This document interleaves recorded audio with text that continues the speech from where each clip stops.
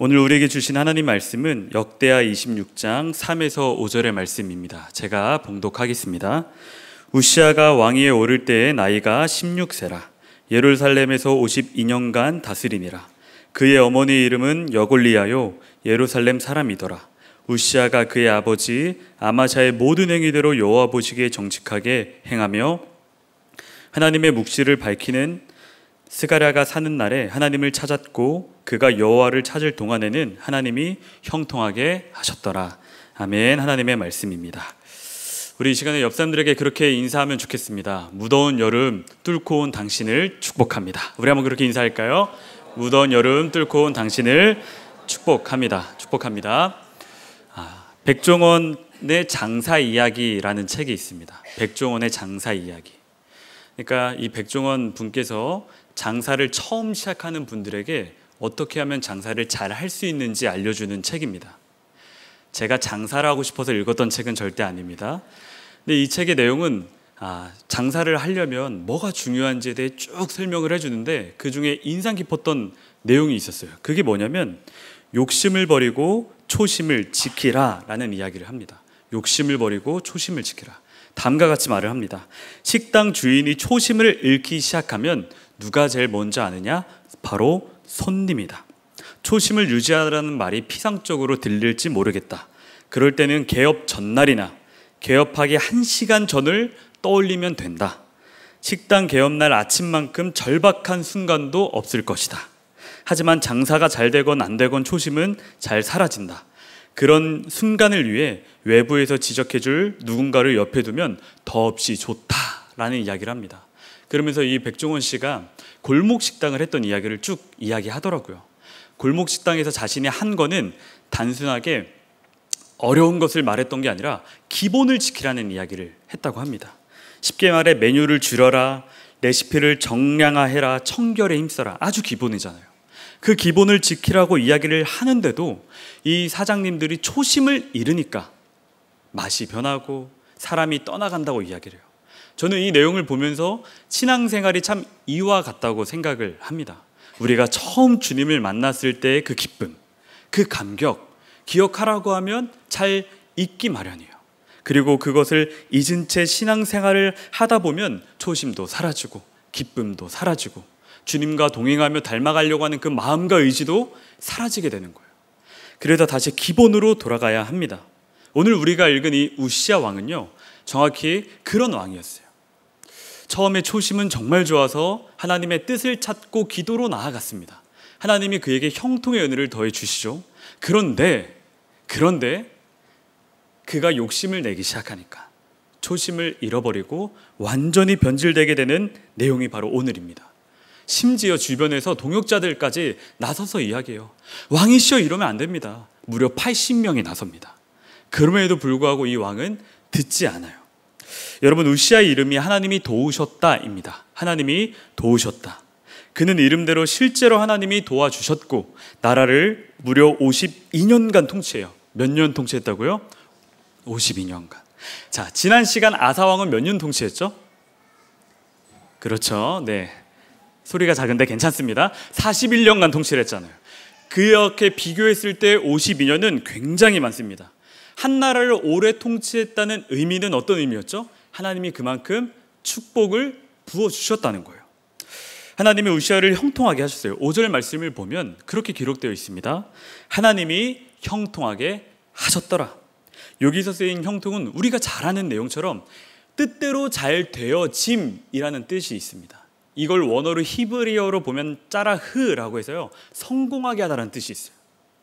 그러니까 하나님은 우시아에게 뜻대로 잘 되게 하고 성공하게 하는 복을 주셨어요. 그가 왕이었잖아요. 한 나라의 왕의 조건은 군사력도 강해야 되고 경제력도 있어야 되고 명예도 뛰어나야 되는데 우시아 왕이 다 갖췄어요, 여러분. 그런 왕이에요. 군사력을 잠깐 한번 보도록 하겠습니다. 영토 확장과 예루살렘 성벽 보수를 통해 그는 확인할 수 있는데 6절입니다. 우리가 함께 읽겠습니다. 6절. 우시아가 전쟁을 일으켜 블레셋과 싸우고 가드성과 야브네성과 아드도성의 성벽들을 헐고 아도도 땅과 블레셋 지역 안에 성읍들을 세웠다. 여러분, 남유다의 기준으로 바로 서쪽이 블레셋입니다. 서쪽에 있는 블레셋 땅에 총 나라가 지역이 강한 지역이 5지역이 있는데 그 중에 2개가 이 가드성과 아스돗성이에요. 이거를 점령을 한 거예요. 누가요? 이 우시야 왕이. 그리고 왕들 중에 이 블레셋 땅을 점령을 먼저 친 왕이 극히 드문데 그 중에 한 명이 이 우시야입니다. 그렇게 점령을 하고 여기서 멈추지 않아요. 그는 거기서 성읍들을 또 짓고, 그리고 여기서 멈추지 않고 암몬 땅이라고 합니다. 동쪽입니다. 동쪽에 있는 사람들에게까지 군사력을 행사합니다. 그걸 보더니 이 암몬 사람들이 우시야에게 와서 조공을 바치기까지도 합니다. 여러분, 이게 우시야였어요. 이게 우시야의 모습입니다. 이런 군사력은 이집트까지 전달되었다고 해요. 그래서 이집트 땅에서 이런 왕이 있더라, 이런 사람이 있더라 하면서 소문에 전달이 됩니다. 2번째는 예루살렘 성벽을 건축했다고 해요. 이건 뭐냐면 자신의 아버지 아마샤가 무너지게 했던 성벽을 아들 우시야가 그 성벽을 세운 거예요. 기도하면서 무너진 성벽을 튼튼하게 군사력을 강하게 했습니다. 또 여기서 멈추지 않아요. 이 우시야는요, 군사 조직을 또 세분화했어요. 굉장히 세분화하니까 사람들이 그의 조직력에 따라가고 리더십에 순종하기 시작합니다. 군사력도 있었어요. 또 뭐가 있죠? 경제력도 있어요.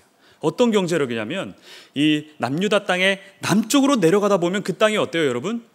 강수량이 굉장히 부족해요. 광야라고 합니다. 근데 그 광야 같은 땅에 이 우시야 왕이 망대를 설치하고 거기에 웅덩이에 물을 냈다고 합니다. 이건 뭐냐면 그 땅에 파수꾼들을 세우고 이 땅을 저수지화로 만들어서 사람들이 농업을 할 수 있게 도와줘요. 이 우시야 왕이 경제력도 있었죠. 여기서 더 나아가 명예까지도 올라가요.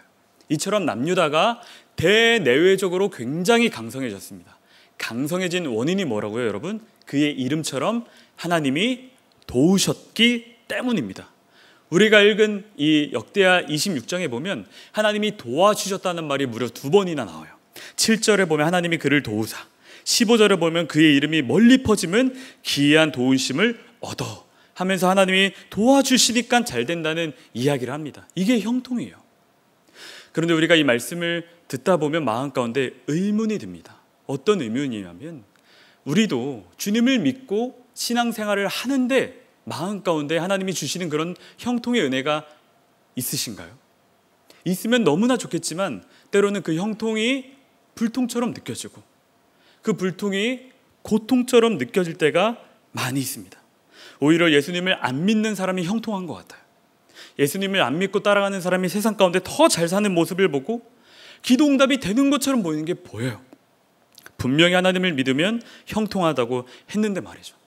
형통의 의미가 국어사전으로 보면요, 모든 일이 뜻과 같이 잘 되어짐입니다. 성경에 말하는 형통과 동일해요. 무슨 차이가 있죠? 여기서 보면 결정적 차이 한 가지가 있는데요. 그게 뭐냐면 바로 누구의 뜻과 같이 잘 되어지느냐입니다. 형통, 누구의 뜻과 같이 되어지느냐. 세상에서 말하는 형통은요, 나의 뜻처럼 내가 생각하는 뜻대로 되어짐이 형통이라고 하는데 성경에서 말하는 성공하고 뜻대로 되어지는 그 형통이 주님의 뜻대로 되는 것, 주의 은혜대로 되는 것이 형통입니다. 5절 말씀을 다시 한번 보도록 할게요. 그가 주님의 뜻을 찾는 동안은 하나님께서 그가 하는 일마다 잘되게 하여 주셨다. 아멘입니다. 주님의 뜻을 찾는 동안 그를 잘되게 했던 거예요.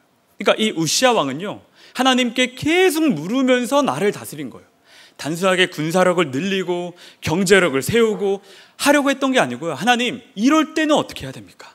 하나님, 이런 상황에는 어떻게 해야 됩니까? 물으면서 나아가니까 하나님이 나라를 다스려 주신 거예요. 그가 왕이었지만 진정한 왕을 주님으로 모시고 우리 주님을 따라가는 것이 이 우시야의 모습이었던 것이죠. 그러니까 하나님이 그에게 형통의 은혜를 더해 준 줄 믿습니다. 만약 저는 그렇게 생각해요. 만약 하나님께서 그가 하나님 뜻대로 하다가도 나라에 어려움이 생긴다면 우시야는 그래도 형통했다고 하나님이 말씀하실 거라 믿습니다. 왜냐하면요, 그가 하나님과 묻고 듣고 대답하는 그 관계의 형식이 되었기 때문이에요. 그게 형통입니다. 하나님의 뜻에 맞춰진 기도이죠. 하나님의 뜻대로 되어진 기도는 반드시 하나님의 때에 응답하실 줄 믿습니다. 여러분, 이 형통이라고 쓰여진 이 원어가요, 여기서만 쓰이지 않고 다른 데에서도 쓰이는데 느헤미야 1장 11절에 보면 이렇게 쓰입니다. 주님, 종의 간구를 들어주십시오.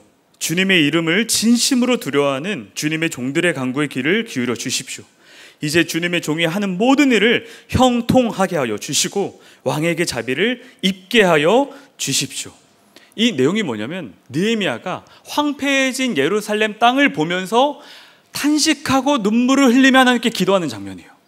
금식을 하면서 기도하는 거예요. 그리고 자신이 그 무너진 예루살렘의 땅에 가기를 원하는 마음을 가지면서 하나님께 아뢰는 기도입니다. 근데 여러분, 세상이 말하는 형통의 기준은요, 그는 가서는 안 돼요. 가봤자 뭐합니까? 지금 살고 있는 땅은 수상궁에 아주 좋은 곳에 안락하게 사는데, 이게 바로 세상은 형통이라고 말을 하거든요. 근데 느헤미야가 기도를 하면 할수록 그의 마음에 하나님이 응답을 주시는 거예요. 너가 가라. 너가 가서 섬겨라. 그러니까 하나님께 기도를 하면서, 하나님, 제가 가길 원하는데 그러면 주님께서 제게 형통의 은혜를 더하여 주십시오. 이렇게 기도를 하는 거예요. 예루살렘 일은 마음이 아프지만 그냥 기도하면 된다. 이게 세상이 말하는 형통이죠. 그러나 그는 주님께 듣고 묻고 순종하는 관계가 되는 형통의 은혜를 누리니까 하나님의 음성을 따라 움직이기 시작하는 겁니다. 그러니까 하나님께서는 그에게 이 형통의 은혜를 더하여 주신 것이죠. 우리 삶도 마찬가지입니다. 하나님의 뜻을 찾는 기도, 하나님의 소망이 우리를 통해 이루어지는 형통이 분명히 있을 줄 믿습니다. 하나님과의 관계를 먼저 회복하며 하나님께 묻고 듣고 묻고 듣고를 반복하는 여러분들 시기를 소망합니다. 하나님의 교제의 그 골방이 있길 바라요. 누군가는 그것이 마가의 다락방이 될 수도 있고, 누군가는 개인의 기도의 시간이 있고 새벽 예배일 수도 있습니다. 개인의 기도가 사라졌다면 다시금 주님께 나와 주님과의 관계를 회복하며 이런 형통을 누리시는 여러분들에게 축복합니다. 우시아가요, 이 형통을 누렸어요. 근데 여기서 형통의 비결이 하나님의 뜻을 묻는 것 동시에 그에게 이 형통을 누릴 수 있게 알려준 사람이 있습니다. 바로 스가랴인데요, 5절에 보면 그의 곁에는 하나님을 경외하도록 가르쳐주는 스가랴가 있었는데 스가랴가 살아있는 동안 우시아는 하나님의 뜻을 찾았다라고 합니다. 여러분, 여기서 그의 곁에서 하나님을 경외하도록 가르쳐준다라는 말을요, 원어적으로 보면 그렇게 쓰여져 있어요. 스가랴는 우시아 곁에서 하나님을 생각할 수 있도록 깨닫게 해주었다. 그러니까 이 스가랴라는 사람이 이 우시아 옆에서 계속 하나님에 대해 깨닫게 해준 거예요. 하나님에 대해 생각나게 하고 깊이 경험할 수 있게 옆에서 알려준 것입니다. 이처럼 우리 삶에도 그런 스가랴 같은 사람이 있으신가요? 이처럼 우리 삶에도 옆에서 하나님의 말씀을 가르쳐주고 하나님 안에 거하게 해주는 동역자가 있는 것이 정말 중요합니다. 그런 은혜가 우리 가운데 있길 바라는데요, 근데 주변에는 참 다양한 분들이 있습니다. 그렇게 은혜 가운데 사는 사람도 있는 반면에 여러분들 주변에 들어보면 은혜를 빼앗게 만드는 사람이 있어요. 그래서 금묵자학이란 말이 있잖아요. 먹을 가까이 하면 똑같이 어두워진다 라는 말처럼 많은 사람들 중에 우리 주변에 누구를 가까이 하는지 돌아봤으면 좋겠습니다. 그래서 그 주변에 정말 믿음을 사용하고 믿음대로 살아가는 스가랴가 있기를 바라겠습니다. 여러분들 주변에 저는 스가랴 같은 사람을 이미 만났다고 생각해요. 왜냐면요, 여러분들이 이 자리에 앉아 계시잖아요. 여러분들을 이 자리에 앉게 하신 분이 바로 주변에 스가랴 같은 분들이 여러분들을 위해 하나님을 깨닫게 하고 삶으로 사랑을 보여주면서 왔기 때문에 지금 이렇게 예배드리고 있다고 생각합니다. 여러분, 저는 교회학교 유치국을 담당하고 있습니다. 유치국을 담당하는데 유치국 부서가 7개 부서가 있어요. 7개 부서 중에 한 부서는 일부 예배 끝나고 이제 바로 거의 시작하는 부서가 있습니다. 그래서 그 선생님들은 주로 일부 예배를 드리고 그 부서를 섬겨요. 그러니까 굉장히 이른 아침에 나와서 말씀도 듣고 또 부서를 섬기는 일을 감당합니다. 근데 거기 계신 분들의 얼굴이 대부분 다 밝으세요. 물론 피곤한 분들도 계시겠죠. 대부분 밝다는 얘기예요. 대부분 밝으세요. 근데 그 중에 더 밝은 분들이 계셔요. 제가 그분께 여쭤봤습니다. 선생님께, 선생님, 왜 이렇게 얼굴이 밝으세요? 안 피곤하세요? 라고 여쭤봤더니 그 선생님께서 피곤하죠. 당연히 피곤하죠.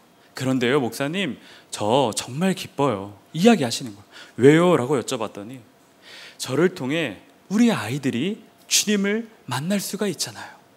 그리고 저도 이 아이들을 통해 더 주님을 만나게 되는 이 시간이 정말 기뻐요 라고 이야기를 하는 거예요. 저는 이 선생님을 통해 이 아이들이 주님을 만날 수 있는 통로가 될 줄 믿습니다. 여러분, 유치국의 교사가 부족합니다. 그렇다고, 네, 그렇죠. 이 선생님은 스가랴같이 하나님을 깊이 만날 수 있게 역할을 해준 분이라고 저는 여겨집니다. 저도 교회학교 때가 있습니다. 저는 모태신앙이 아닙니다. 저는 중학교 신앙입니다. 중학교 때 예수님을 만났다는 것이죠.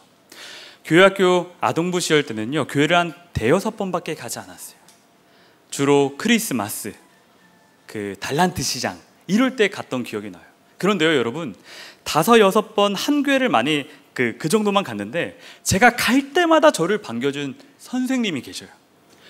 우리 용이 왔구나 하면서 격하게 저를 반겨주는데 부담이 됐어요. 그 초등학교 때 너무 부담이 됐어요. 근데 좋기도 했어요. 따뜻한 말 한마디 너무 좋았어요. 심지어 달란트 시장 때요, 여러분, 교회 오래 다닌 친구가 있었는데 그보다 거의 6개월 만에 온 저에게 달란트를 더 줬던 기억이 나요. 그래서 그 오래 다닌 친구가 왜 저는 뭐에서 받고 이거에서 받았는데 쟤는 왜 더 많이 받냐고 하니까 그 선생님이 했던 말도 기억이 나요. 하나님이 더 기뻐해. 근데 너도 기뻐해 하면서 얘기했던 기억. 제가 그렇게 5-6번밖에 교회학교 시절을 생활하고 이제 중학교를 갔는데 교회를 가게 되는 일이 생겼어요. 그때 가야 될지 말아야 될지 고민을 했을 때 제일 먼저 떠올랐던 사람이 이 선생님이었어요. 환하게 웃고 올 때마다 격하게 반겨준 선생님. 그때는 부담이 되었는데 그 따뜻한 얼굴이 생각이 나서 다시 교회를 나가게 되었어요. 저는 이분이 제게 있어서 이 스가랴 같은 역할을 했다고 믿습니다. 여러분들도 돌아보면 스가랴 같은 분들이 계실 거예요. 그렇지 않습니까? 그분들의 헌신과 수고하는 모습을 보면서 사랑을 느꼈고 주님의 깊이를 알게 되었을 것입니다. 자, 그러면 다시 질문을 하고 싶어요. 여러분들은 누군가에게 스가랴 같은 역할을 하고 계시나요? 선생님 하라는 얘기가 절대 아니에요. 여러분들 삶에 정말 여러분들을 통해 한 영혼이 세워지고 여러분들을 통해 주님께 돌아오는 사람들이 있으신가요? 대부분 사람들은 누군가를 섬기는 걸 어려워합니다. 이유는 간단해요. 힘들기 때문입니다. 누군가를 섬기더라도 어느 정도 선을 긋고 섬기는 걸 좋아해요. 나의 시간과 비용이 투자가 되는데 이것을 달갑게 여기지 않습니다. 이게 우리의 본성입니다. 그런데 우리 안에 주님이 거하시니까 주님이 이 본성을 바꿔주시는 거예요. 시간과 비용을 써도 아깝지 않고 그 한 영혼이 돌아오면 그렇게 기뻐서 눈물이 나고 그걸 붙잡고 간증하게 되는 것이 스가랴 같은 삶 아니겠습니까? 이효령 교수님께서 크리스천 맞아 라는 책에서 그런 이야기를 했어요. 교회는 못자국이나 옆구리에 상처 없이는 기독교를 보여줄 수 없어요. 아픔이 있는 것, 고통이 있는 것, 그게 바로 사랑이거든요. 누군가를 사랑하는 순간 우리는 아파할 수밖에 없어요. 내 아이가 감기에만 걸려도 그렇게 아프잖아요. 아파보지도 않고 누구를 사랑해보지도 않은 사람이 어떻게 사랑과 생명을 알겠어요? 사랑하면 당연히 아픕니다. 누군가를 사랑하려고 우리가 시작을 하면 우리가 이 아픔이 시작이 됩니다. 특별히 속회 공동체 안에서 속장님으로 감당하는 분들은 이 아픔이 더 크게 느껴질 때가 참 많은 줄 믿습니다. 그런데요, 여러분, 아프잖아요? 그러면 이것이 여러분들이 스가랴 같은 역할을 하는 줄 믿습니다. 잘하고 계시는 거예요. 이제는 주님의 사랑을 더 품어서 이 영혼을 품는 은혜가 있기를 축복합니다. 우시아는요, 이처럼 하나님을 깊이 알았어요. 그리고 깊이 알고 생활을 하기 시작하니까 나라가 더 강성해지고 든든해지는 은혜를 경험했습니다. 근데 이때 조심해야 돼요. 잘 될 때 조심해야 됩니다.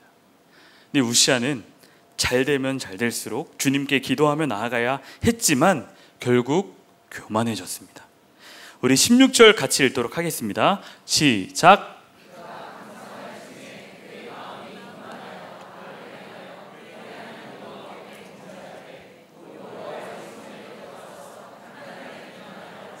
우시아가 하는 일마다 잘 되기 시작하니까 마음이 어때요? 교만해졌다고 합니다.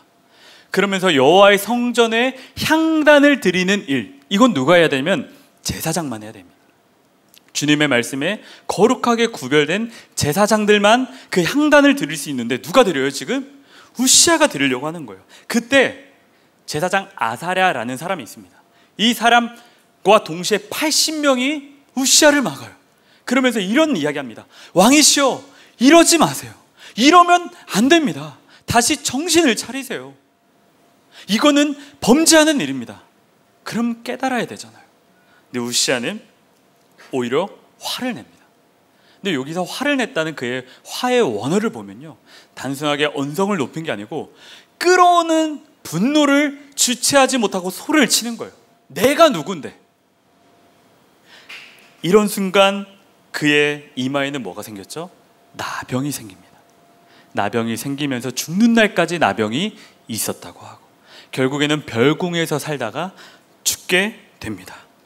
여러분, 우시아가 교만해진 이유가 무엇일까요? 하나님이 주신 마음을 따라 든든하게 세워갔음에도 불구하고 그가 교만해진 마음은 자기 위치를 망각했기 때문이에요. 처음에는 하나님의 뜻을 구하며 나를 다스리니까 하나님이 형통하게 은혜를 주었어요. 그 형통을 맛보니까 어때요? 하나님께 묻는 시간이 사라지는 거예요. 전에는 하나님께 묻고 듣고가 반복이 됐는데 이제 점점 없어지는 거예요. 기도의 시간도 없어지고, 어차피 잘 되니까, 어차피 내 생활 괜찮으니까 그 생활이 뚝 끊긴 거예요. 그러니까 삶 자체가 점점 나의 뜻대로, 나의 생각대로 결정되는 것이죠. 하나님의 성전을 드리는 일이 오직 제사장만 하는 거였잖아요. 여러분 생각해 보세요. 우시아가 하나님의 성전을 바라보고 하나님의 성전 앞에 섰을 때 어떤 마음이 들까요? 그래, 나는 피조물이지. 그래, 하나님이 계신데 내가 아무리 잘 돼도 내 위치는 피조물이지. 하나님은 창조자이시. 그런 인식을 했겠죠. 그런데요, 교만해지면요, 그 인식도 사라진다니까요. 망각하게 되는 거예요. 그래서 하나님 앞에 범죄하는 일을 저지르는 겁니다. 조나단 에드워즈가 인간이 겸손해야 하는 이유에 대해 그렇게 이야기를 했어요. 창조주 하나님과 피조물인 인간 사이에는 분명한 거리가 존재한다. 하나님은 위대하시나 인간은 열등하고 비천하기 때문이다. 이것을 잊게 되면 사람은 교만해진다. 결국엔 하나님이 창조자이시고 우리가 그분의 피조물이라는 것만 기억하면 우리가 겸손해지며 사는데, 그것이 사라지면 마음 가운데 스멀스멀 올라오는 이 교만함이 있다는 거예요. 예레미야 말씀에도 하나님이 예레미야를 데리고 토기장이 그릇을 빚는 자에게 데려가서 보여줍니다. 토기장이가 그릇을 빚는 장면을 보면서 어떤 이야기를 하냐면, 이 토기장이 이 잘 빚다가 마음에 안 들면 버리고 다시 빚는 장면을 보여주면서 이것이 너와 이스라엘과 나와의 관계다 이야기합니다. 예레미야 18장 6절에 보면, 이스라엘 백성아, 내가 이 토기장이와 같이 너희를 다스릴 수가 없겠느냐? 나 주의 말이다. 이스라엘 백성아, 진흙이 토기장의 손안에 있듯이 너희도 내 손안에 있다. 기억하라는 거예요. 그걸 기억하라는 거예요. 하나님이 그렇게까지 이야기를 하는 겁니다. 너와 나와의 관계는 십자가의 은혜로 회복도 되고 경험도 되었지만 창조자와 피조물인 관계를 분명히 기억하라는 것입니다. 마귀는 이걸 잘 알아요. 그래서 우리 마음에 교만한 마음을 넣을 때 어떻게 주냐? 잘 될 때, 그것을 조금씩 잊게 하면서 더 잘 되게 할 때 교만을 완전히 심어 넣습니다. 담임 목사님께서 첫 번째 쓰신 영혼을 위한 싸움 책에서 교만이 나오잖아요. 교만에 대해 이렇게 기록되어 있습니다. 교만은 마귀가 우리의 약점이 아니라 강점을 공격하는 죄입니다. 마귀는 자신의 강점 때문에 교만해졌고 타락해졌습니다. 그래서 마귀는 사람들의 강점을 부추기면서 치켜 세우고 결국 추락하게 만듭니다. 이게 마귀의 계략 아닙니까? 잘 될 때, 강해질 때 그것을 살짝 돌려놔서, 하나님 찬양하다가 살짝 돌려놔서 나를 찬양하게 만드는 것, 이게 마귀의 공격입니다. 제가 전에 교회에서 사역을 할 때 약 9년간 아동부와 중고등부, 그리고 또 청년 담당과 또 속회와 여러 가지 행정을 담당을 했습니다. 근데 그때 청소년부를 담당할 때 어떻게 하면 이 아이들을 영혼을 잘 살릴 수 있을지 고민을 많이 했어요. 아이들이 약 20명 정도 출석을 한 그런 학생부, 청소년부였습니다. 근데 이 아이들을 어떻게 하면 좋을까 기도하는 중에 참 마음 가운데 자괴감이 많이 들었어요. 어떤 자괴감이냐면 잘하고 싶은데 이 아이들이 나로 인해 신앙을 잃어버리면 어떡하지라는 고민도 있었고, 또 제가 너무 많이 부족하니까 부족한 면만 보이면 아이들에게 어떻게 할 수 없다는 거에 힘이 들었어요. 근데 감사하게도 그렇게만 머물지 않고 기도의 자리로 나아가 주님께 매달렸습니다. 주님, 제가 어떻게 하면 될까요? 주님, 제가 이 청소년부 아이들을 어떻게 목양하면 될까요? 할 때마다 감사하게도 주님이 감동을 주셨어요. 첫 번째는 뭐냐면 먹여라 하였습니다. 아이들 데리고 많이 먹였어요. 야간 자율학습 끝나면 같이 모여서, 저희는 맥도날드가 없어요. 그때 동네에 맥도날드가 없어요. 지금도 없어요. 그 동네는 시골입니다. 맥도날드가 없으니까 미리 롯데리아에서 햄버거를 사와서 아이들을 먹이기 시작한 거예요. 그리고 야간 자율학습 끝나고 학교 보내고 집에 가고 할 때 데려다 주면서 함께 모이기에 힘썼어요. 그리고 두 번째, 주님 어떻게 하면 되겠습니까? 모여라. 교회에 모여서 함께 대화도 나누고 교제도 하고 신앙에 대해 질문을 하면서 세워가기 시작한 거예요. 그러니까 하나님의 은혜 가운데 이 아이들이 잘 모이기 시작을 하는 거예요. 믿음으로 서는 게 눈에 보였습니다. 감사하죠. 근데 한 번은 이 20명의 아이들을 보면서 그런 생각을 한 거예요. 참 신기하죠. 이 아이들 중에 부모님이 교회 다니는 아이들이 전부인 거예요. 다. 이 아이들의 부모님은 다 교회를 다니는 거예요. 근데 이게 좋은 점일 수도 있지만 마음 가운데 불편함이 들었어요. 왜 부모님이 교회를 다니지 않는 아이들은 왜 교회에 오지 않을까? 그래서 아이들을 모아놓고 이거 참 이상한 거다. 우리가 기도하면서 한 영혼 프로젝트를 해보자, 잃은 양을 찾아보자 하고 시작을 했는데 하나님이 참 그 가운데 강한 은혜를 주셨어요. 다른 사람을 놓고 잃은 양 프로젝트 한 영혼을 했는데 우리 아이들이 먼저 내가 잃은 양이었어요 전도사님 고백을 하면서 오기 시작한 거예요. 내가 그 한 영혼이었어요. 그런 고백이 시작이 되니까 한두 명씩 예수님을 믿지 않는 부모의 자녀들이 오기 시작하는 거예요. 알코올 중독에 빠진 부모를 두고 있는 아이, 이혼해서 완전히 갈라져서 무너진 아이들, 이런 아이들이 오기 시작하니까 이 20명이 40명이 되고 그 이상으로 넘어가는 성장을 경험하게 되었어요. 이 성장을 경험할 때 조심해야 됩니다. 성장을 경험하니까요, 여러분 교회에서 난리가 났어요. 어떻게 이런 일이 됐냐 하면서 우리 집사님, 권사님, 장로님들이 묻기 시작한 거예요. 심지어 담임 목사님이 강단에서도 말씀까지 하시니 제 마음 가운데 교만이 스멀스멀이 아니라 빡 서 있는 거예요. 근데 사람들이 제게 물을 때마다 제가 무슨 대답을 해요? 주님이 하셨습니다. 주님이 하셨습니다. 여러분, 옆 교회에서 계신 목사님과 전도사님들이 와서 묻기까지 한 거예요. 어떻게 이렇게까지 했냐? 주님이 하셨죠. 했는데 마음 가운데 주님은커녕 제가 더 주인이 되고 더 제 공로가 드러나는 거예요. 내가 이렇게 했잖아. 내가 밤새 뛰었잖아. 아이들 학원 앞에서 비 맞으면서 서 있었잖아. 학교 가서 동아리 만들었잖아. 이런 마음이 막 일어나는 거예요. 그걸 주님이 보시고 한순간에 이 아이들을 흩기 시작하는데, 진짜 다양한 이유로 아이들이, 기존에 있던 아이들도 그 순간 흩어지게 된 거예요. 근데 그때 제가 또 어떤 행동을 했냐면요, 주님께 붙잡고, 주님 죄송해요, 제가 교만했어요. 아니요, 주님 이러면 제가 뭐가 돼요? 저 이만큼 했잖아요. 지금 제가 뭐가 돼? 하면서 제 공로를 주님께 물으면서 나아간 거죠. 주님이 완전히 흩으셨어요. 더 흩으시고 나서 깨닫게 한 거죠. 너의 교만이 이런 결과를 일으켰다. 다시 돌아와라. 주님께 정말 철저히 회개하면서 은혜 가운데 다시금 이 청소년부를 9년간 섬기면서 마무리를 했습니다. 여러분, 마귀는 우리 강점이 드러날 때 이처럼 건들기 시작해요. 하나님께 기도하면서 물었던 시간은 점점 사라지고 잘 되는 것에만 집중시켜서 슬며시 죄를 넣게 되는 것이죠. 이게 우시아가 범한 죄였습니다. 근데 여러분, 우시아가요, 강성에 지니까 죄를 지은 것 같죠. 교만해진 것 같죠. 그 이유도 있지만 다른 이유도 한 가지가 있었어요. 우시아에게 있어서의 교만은요, 가정에서부터 내려오는 쓴뿌리였습니다. 이 말이 뭐냐면, 한 예로 우시아 아버지인 아마샤 있거든요. 이 아마샤, 이 아버지도요, 교만으로 죽게 됩니다. 교만으로 그의 인생이 끝이 납니다. 역대하 25장 19절 우리가 한번 읽겠습니다. 당신은 에돔을 쳐 부수었다는 것을 스스로 대견스럽게 여겨 자랑하면서 건방지게 우쭐대지만 어찌하여 당신은 당신 자신과 유다를 함께 멸망시킬 화근을 스스로 불러들이고 있습니까? 적국의 왕이 이 자식 아버지 아마샤에게 지적을 하는 거예요. 이 아마샤가요, 에돔을 치고 이기니까 우쭐거립니다. 잘 되니까 좋잖아요. 우쭐거리고 건방지니까 이 북이스라엘 왕이 우쭐거리지 말아라, 너 이러면 망한다, 적국의 왕이 이야기하는 거예요. 실제로 그걸로 인해 망하게 된 것이죠. 완전히 무너지게 된 것이죠. 여러분, 가정에서 내려오는 죄는 우리를 더 얽매이게 만듭니다. 제가 금요 성령 집회 때 안수를 할 때마다 그런 기도 제목을 항상 받는데, 분노가 해결이 안 된대요. 이 분노가 어디로부터 왔느냐?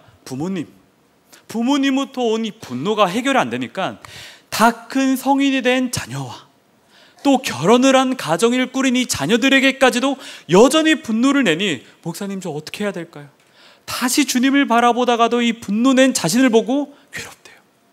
어떤 분은 외도한 부모님을 보면서 좋은 가정 꾸려야지 했는데, 만난 분이 또 외도한 분을 만나면서 깨어진 가정을 놓고 어떻게 해야 될지 모르겠다고, 알려달라고, 살려달라고 그렇게 기도 제목을 들고 온 분들이 많습니다. 이처럼 가정에서 오는 이 쓴뿌리 같은 죄는 굉장히 강력합니다. 오랫동안 우리 안에서 죄의 습성을 만들게 하고 벗어나지 못하게끔 여러 장치를 만들기 때문입니다. 저는 그러한 기도 제목을 들으면 이렇게 기도를 합니다. 우리는 여전히 죄를 이길 힘이 우리 안에는 없습니다. 우리는 여전히 죄 가운데 넘어지기 쉬운 존재입니다. 그런데요, 이 질그릇같이 깨어지기 쉬운 우리 삶 속에 보배로우신 예수님이 오셨잖아요. 그 예수님을 바라보세요. 그 예수님을 계속 바라보면 그 예수 그리스도께서 여러분의 죄를 사하지게 하시고 주님이 주시는 감격과 평안이 여러분의 마음을 지배할 줄 믿습니다. 우리의 연약을 인정하고 주님과 깊은 교제를 맺으라는 말을 합니다. 여러분, 이 우시아는요, 스스로에게 교만이 없었다고 생각했지만 잘 되니까 가정에서부터 아버지로부터 받던 그 교만이 다시금 일어나고 다시금 죄를 짓게 되는 것이죠. 우리 또한 언제든지 죄 가운데 넘어질 수 있습니다. 우리가 이 죄를 이길 수 있는 힘이 어디에 있습니까? 우리 안에는 없어요. 우리의 안에는 없지만 우리를 인도하시고 말씀하신 주님 안에는 강력한 힘이 있을 줄 믿습니다. 다시 우시아가 가졌던 처음의 초심의 마음이 우리 가운데 있기를 바랍니다. 우리도 지금 현재 주님과 초심을 가지면서 동행하는 분들이 계시고, 반면에 우시아 왕처럼 교만해지고 어쩌면 죄 가운데 빠지면서 못 나오는 분들이 계실지 모르겠어요. 그럴 때 이 우시아를 보며 다시금 주님 앞에 서는 은혜가, 주의 인도함을 고백하는 은혜가 있기를 축복합니다. 이 시간엔 내 삶의 이유라 라는 찬양을 하면서 우리의 삶이 정말 주님의 것임을, 주의 인도함대로 된 것임을 믿음으로 고백하기를 바라겠습니다.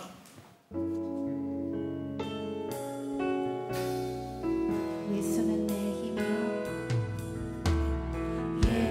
예수는 내 힘이요, 나의 기쁨, 내 참 소망, 그 이름에 생명이 내 삶의 이유라. 오직 주만, 오직 주만 따라갑니다. 오직 주만 높이 받으소서.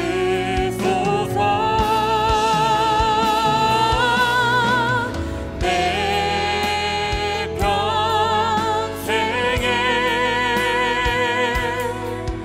그 이름을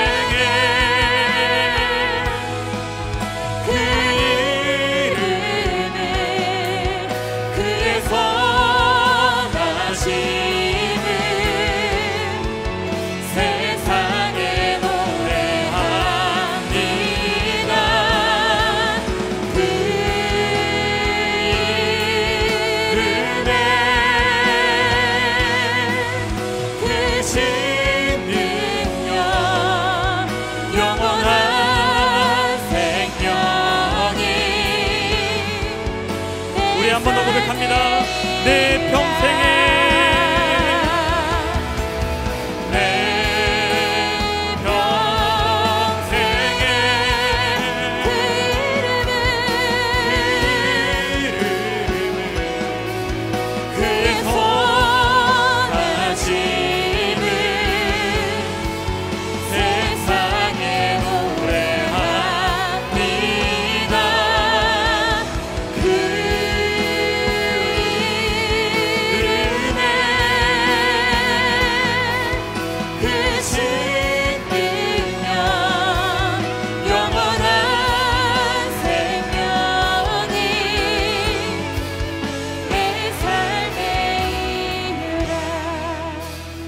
아멘. 우리 이 시간 함께 그렇게 기도하기를 원합니다.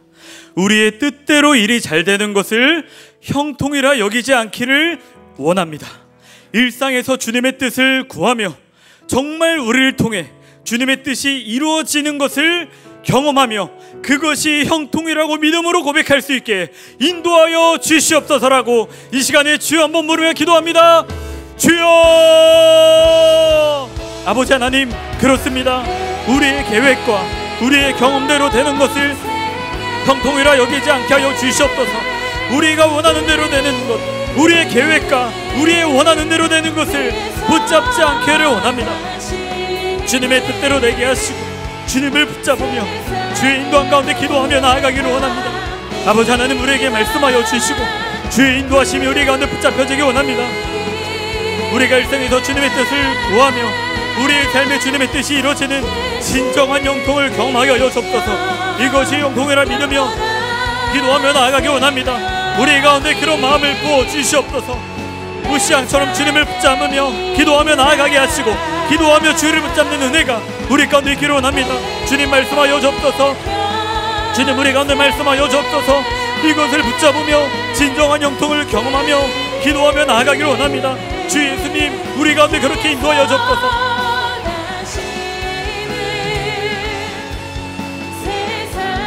그렇게 인도하며 기도하며 나아가기를 원합니다. 주님의 말씀이 우리 가운데 이루어지고 진정한 형통, 주님과 교제하며 묻고 듣고 대답하는 은혜가 우리 가운데 있게 하여 주시옵소서. 주 예수님, 우리를 그렇게 인도하시고 그렇게 말씀하여 주시고 그렇게 주의 인도하심이 우리 가운데 붙잡혀지는 은혜가 있기를 원합니다. 우리 두 번째 기도하고 자유롭게 기도하며 돌아가기를 원합니다. 초심을 기억하며 끝까지 주님을 붙잡길 원합니다. 우리의 위치를 망각하지 않게 하시고 우리의 삶의 주인이신 주님을 바라보며 우리가 기도하며 주님과 살 수 있게 주여 인도하여 주시옵소서 라고 이 시간에 우리 주여 부르며 간절히 기도하도록 하겠습니다. 주여!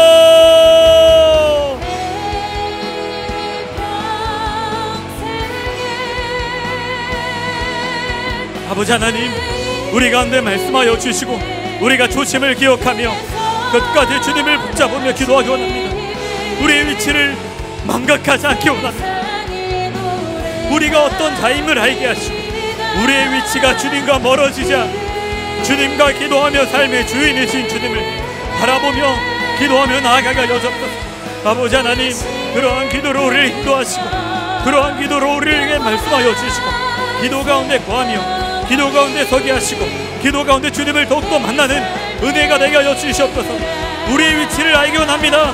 가정에서부터 내려온 죄를 발견하게 하시고 예수 그리스도를 바라보며 우리가 이것을 끊게 하여 주시옵소서. 주 예수님 말씀하여 주시고 알게 하시고 깨닫게 하여 주옵소서. 기도의 골방을 사서하며 주님과 교제하며 주님 안에 거하며 주님 안에 순종하며 주를 더욱더 알아가는 주님께 나아가는 우리의 발걸음과 우리의 삶이 될 줄 믿습니다. 주 예수님 우리에게 인도하여 주옵소서. 우리의 삶을 그렇게 인도하시고 우리의 삶의 소망이신 주님, 주인이신 주님을 바라보며 기도하며 망각하지 않게 하시고 주님을 따라갈 수 있게 하여 주시옵소서. 그런 주님을 붙잡으며 나아가는 우리의 삶이 되기 원합니다. 조심을 기억하기 원합니다. 조심을 기억하기 원합니다. 주님이 주신 말씀과 감동을 따라 기도하며 그 조심 가운데 기도하며 말씀으로 반응하게 하시고 우리의 힘을 빼고 우리 힘 가운데 주신 하나님의 음성과 하나님의 말씀이 드러나게 하여 주시옵소서. 드러나며 기도하며 경험할 수 있게 하여 주시옵소서. 주님 그렇게 인도하실 줄 믿습니다. 주님이 그렇게 우리를 인도하고 우리의 삶을 만드실 줄 믿습니다. 주님을 기대합니다. 주님을 바라봅니다. 아버지 하나님 인도하여 주옵소서. 우리의 삶을 인도하여 주옵소서. 우리의 삶께 깨닫게 하여 주시옵소서. 또 주님을 경험하며 주님을 고백하며 나아가게 하여 주시옵소서. 그렇게 주님을 따라가게 하여 주시옵소서. 그렇게 주를 닮게 하여 주시옵소서.